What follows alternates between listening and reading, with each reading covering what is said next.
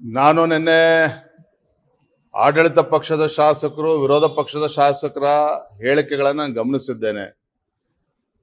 ವೈಯಕ್ತಿಕವಾಗಿ ನಾನು ಅದನ್ನು ಒಪ್ಪೋದಿಲ್ಲ, ಅವರ ಹೇಳಿಕೆಗಳನ್ನು. ಇವತ್ತು ರಾಜಕಾರಣಿಗಳು ಅಂತ ಹೇಳಿದ್ರೆ ಜನಸಾಮಾನ್ಯರು ಯಾವ ರೀತಿ ನಮ್ಮನ್ನ ನೋಡ್ತಾರೆ ಅಂತಕ್ಕಂಥದ್ದು ದಿನನಿತ್ಯ ಪತ್ರಿಕೆಗಳಲ್ಲಿ, ಟಿವಿಗಳಲ್ಲಿ ನಾವು ನೋಡ್ತಾ ಇದ್ದೇವೆ. ಕಳೆದ ಬಾರಿ ಇದೇ IPL ಮ್ಯಾಚ್ ಸಂದರ್ಭದಲ್ಲಿ ಆಡಳಿತ ಪಕ್ಷದ ಮೂರ್ಖತನದಿಂದ 11 ಜನ ಮುಗ್ಧರು ಪ್ರಾಣವನ್ನ ಕಳೆದುಕೊಂಡ್ರು. ಅದು ಇನ್ನೂ ಕೂಡ ರಾಜ್ಯದ ಜನ, ದೇಶದ ಜನ ಮರ್ತಿಲ್ಲ. ಆದರೆ ಇಂಥ ಸಂದರ್ಭದಲ್ಲಿ ಇಂಥ ಹೇಳಿಕೆಗಳು ಅವಶ್ಯಕತೆ ಅಂತ ನನಗಂತೂ ಅರ್ಥ ಆಗೋದಿಲ್ಲ.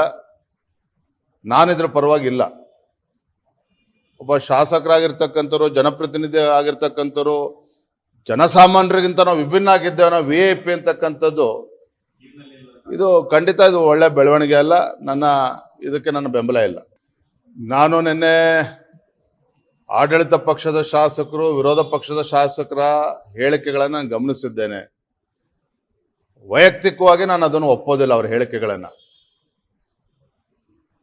ಇವತ್ತು ರಾಜಕಾರಣಿಗಳು ಅಂತ ಹೇಳಿದ್ರೆ ಜನಸಾಮಾನ್ಯರು ಯಾವ ರೀತಿ ನಮ್ಮನ್ನ ನೋಡ್ತಾರೆ ಅಂತಕ್ಕಂಥದ್ದು ದಿನನಿತ್ಯ ಪತ್ರಿಕೆಗಳಲ್ಲಿ, ಟಿವಿಗಳಲ್ಲಿ ನಾವು ನೋಡ್ತಾ ಇದ್ದೇವೆ. ಕಳೆದ ಬಾರಿ ಇದೇ IPL ಮ್ಯಾಚ್ ಸಂದರ್ಭದಲ್ಲಿ ಆಡಳಿತ ಪಕ್ಷದ ಮೂರ್ಖತನದಿಂದ 11 ಜನ ಮುಗ್ಧರು ಪ್ರಾಣವನ್ನ ಕಳೆದುಕೊಂಡ್ರು. ಅದು ಇನ್ನೂ ಕೂಡ ರಾಜ್ಯದ ಜನ, ದೇಶದ ಜನ ಮರ್ತಿಲ್ಲ. ಆದರೆ ಇಂಥ ಸಂದರ್ಭದಲ್ಲಿ ಇಂಥ ಹೇಳಿಕೆಗಳು ಅವಶ್ಯಕತೆ ಅಂತ ನನಗಂತೂ ಅರ್ಥ ಆಗೋದಿಲ್ಲ. ನಾನಿದ್ರ ಪರವಾಗಿಲ್ಲ.